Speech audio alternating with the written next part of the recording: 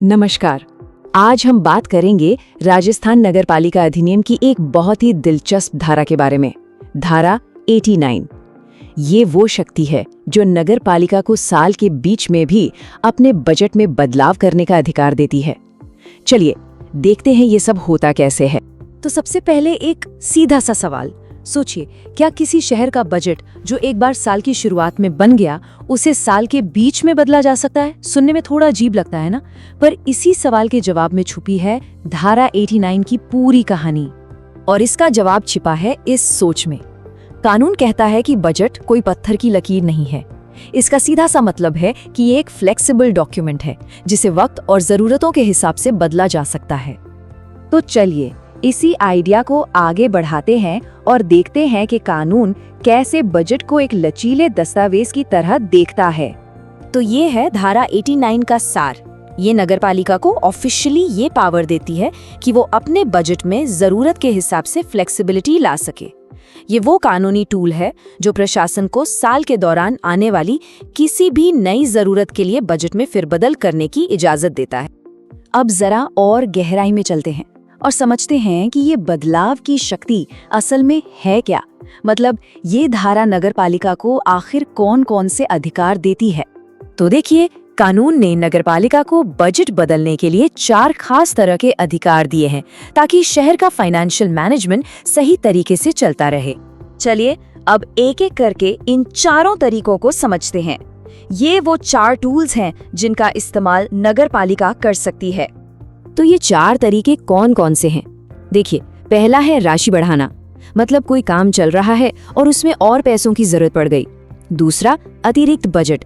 ये तब होता है जब कोई बिल्कुल नई या अचानक से कोई जरूरत आ जाए जिसके लिए पहले से कोई प्लान नहीं था। तीसरा है स्थानांतरण, जो कि बहुत कॉमन है। मान लीजिए सड़क बनाने के लिए जो पैसा था उसमें से कुछ बच गया तो उसे उठाकर नाली बनाने में लगा दिया। सिंपल। और चौथा, राशि घटाना, मतलब किसी काम के लिए पैसा दिया था पर वो खर्च ही नहीं हो रहा तो उसे कम कर दे। लेकिन इन सभी शक्तियों के साथ एक बहुत बड़ी जिम्मेदारी और एक बहुत जरूरी शर्त भी जुड़ी हुई है। और सच कहूं तो ये इस पूरी प्रोसेस का सबसे अहम हिस्सा है। तो जाहिर है मन में ये सवाल तो आएगा ही, क्या इसका मतलब ये है कि नगरपालिका जब चाहे जैसे चाहे बजट को बदल सकती है? क्या ये पावर अनलिमिटेड है? और इसका जवाब है नहीं, बिल्कुल नहीं। कानून ने इस शक्ति का गलत इस्तेमाल रोकने के लिए एक बहुत मजबूत चेक लगाया हुआ है। और वो मजबूत रोक है जिसे कानून की भाषा में कहते हैं परंतुक या प्रोवाइजो। ये बिल्कुल साफ साफ कहता है कि आप बजट में कोई भी बदलाव कर लो, चाहे पैसा बढ़ाओ, घटाओ या कहीं और लगाओ, वो तब तक नहीं माना जाएगा जब तक कि वित्त समिति यानी फाइनेंस कमिटी उसकी सिफारिश न कर दे। तो एक तरह से ये वित्त समिति ही असली गेटकीपर है। चलिए अब तक हमने जो भी समझा है उसे परखने का टाइम आ गया है। देखते हैं आपकी समझ कितनी पक्की हुई है। स्क्रीन पर यूपीएससी लेवल का एक सवाल है। इसमें 3 स्टेटमेंट हैं। पहला कहता है कि नगरपालिका को पूरी आजादी है। दूसरा कहता है कि नए ग्रांट के लिए राज्य सरकार की मंजूरी चाहिए। और तीसरा कहता है कि वित्त समिति की सिफारिश के बिना कोई बदलाव नहीं हो सकता। जरा सोचिए इनमें से कौन सा सही है? और सही जवाब है ऑप्शन ए, यानी कि केवल तीसरा स्टेटमेंट ही सही है।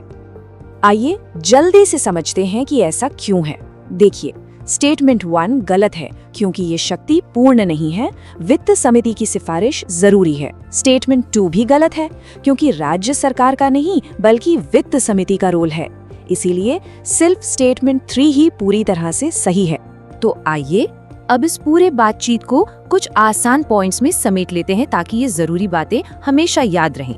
तो धारा 79 के बारे में 3 बातें बिल्कुल साफ हैं।